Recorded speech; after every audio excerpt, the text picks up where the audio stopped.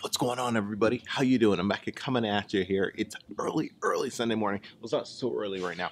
It's about 10 a.m. I've been up for about 3.5, almost 4 hours, and just grinding away. It's probably been one of the most productive Sunday mornings in the history of Sunday mornings. It's been insane. Right now, I stepped away from the computer to film this because it's uploading a video to YouTube. And it's exporting at the same time. That poor thing is working overdrive, and I'm sure it's going to blow up soon. But we have to upgrade to an iMac, so thinking that'd be a pretty sweet Christmas present. But so would an M5 or a Range Rover. So you got to make some more money. So let's get to this. Mariana and Julia are sleeping right now. So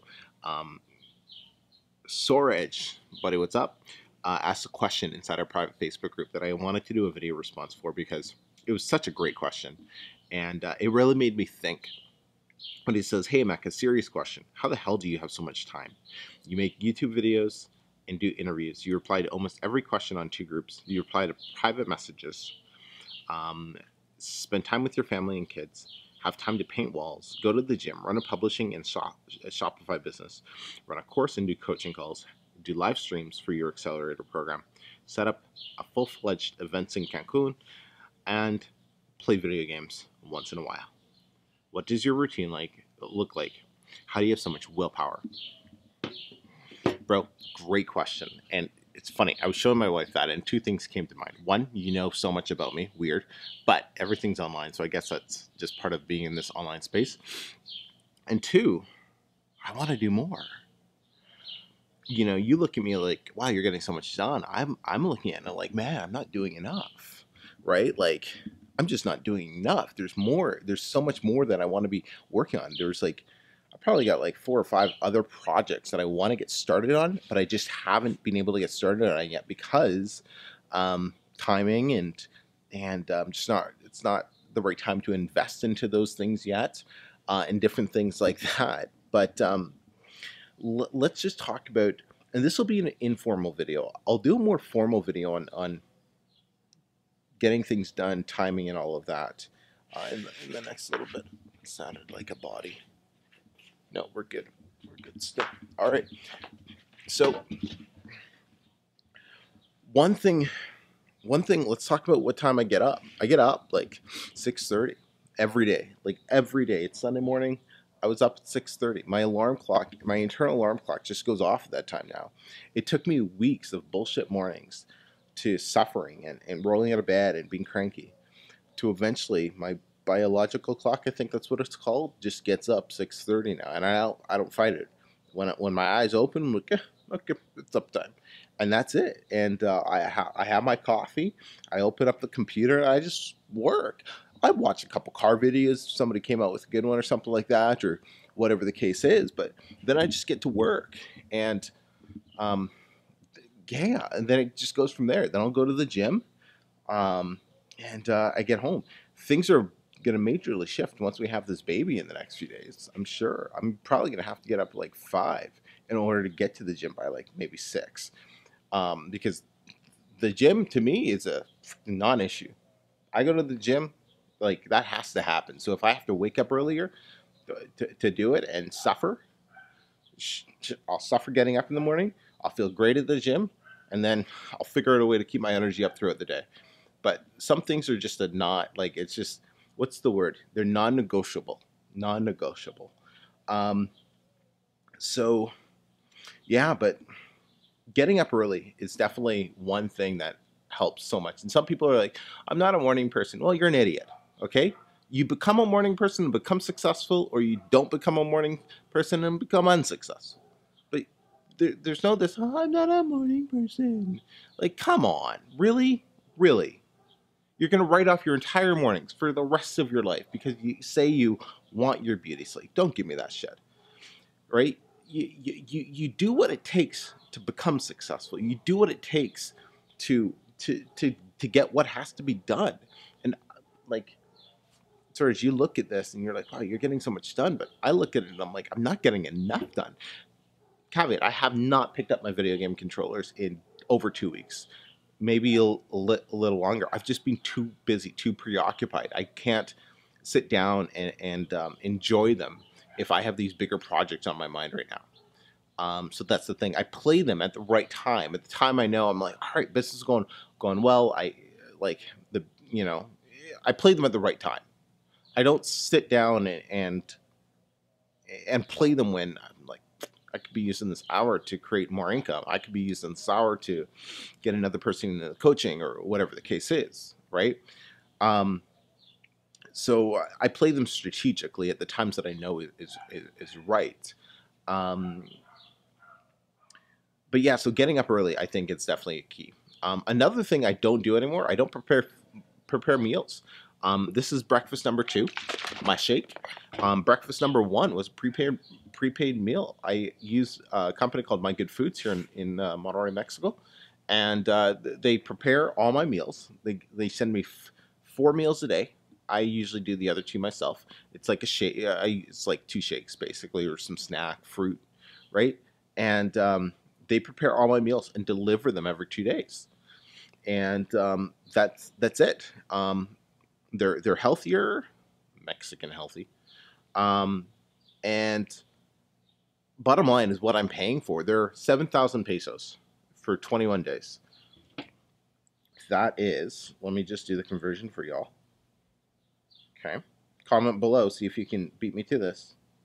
7,000 is $343 American, 444 Canadian, for 4 meals for 21 days. And I've been doing them for about 2-3 months. And that's non-negotiable, because what don't I have to do anymore? Cook. I don't have to waste my time in the kitchen. And I love cooking. I'm like sold knives for years, more than 10 years. I love being in the kitchen. I love cooking, like Indian food, Chinese food, Italian food. I love it, miss it. But right now, my priority is not cooking. My priority is growing the business to $30,000 a month. That's a priority. So cooking and preparing my food sits on the sideline. This barbecue, this is barbecue. It's carne asada. Haven't used it all summer, spring, right? Haven't used it once because priorities. Just so focused. So saving time by not having to prepare meals is a no-brainer on whatever it's going to cost me. That is an investment in my time. Other things that we do is I don't waste my time on, if I'm on social media, I'm using it to interact. Like, so you ask, how can I answer pretty much every post? I don't use social media to connect with friends. I use social media to make money. That's what I use social media for. So if I'm on Facebook, I'm in the 2 groups. I'm not looking at other random shit on Facebook. I'm in my 2 groups, or I'm connecting with my mastermind. I'm not just scrolling through the news feed and looking at dumb random stuff. I'm in the groups. I'm working. I'm connecting. I'm building relationships. I'm doing what I do. So that's how I can interact with them, and I think that's helped make those groups as strong as they are. It's just my interacting. But also remember this: I'm still publishing books every single month. So I'm learning from being in those groups as well on how to better the business and what's working, what's not working, and things like that. So I'm involved in the business. So that's why I'm very active in those groups. What are some other things that I do to think about this? Time. You can't manage time, right? I can't manage the 24 hours. I can control how I spend the 24 hours and where my focus goes, but I can't actually manage it, right? Managing means manipulating, changing, at least the way I look at it. And we can't manipulate the 24 hours, right? We're all given 24 hours. Time is that one equalizer. But what I can do is manage how I spend my energy and my focus, right? For example, I don't take, like, people ask all the time, hey, can I grab a quick call with you? I'm thinking about getting this. I don't do calls unless for a 10-minute call, usually people pay me $50 for a 10-minute phone call. Got a couple people do that. They've wanted a 10-minute call with me. I'm like, it's $50. Here's my PayPal. The ones that send it, they get a quick 10-minute call with me. The ones that don't, they usually just end up saying, oh man, this guy's too busy. I'll shoot him an email. Email is a great way to get an actual response from me.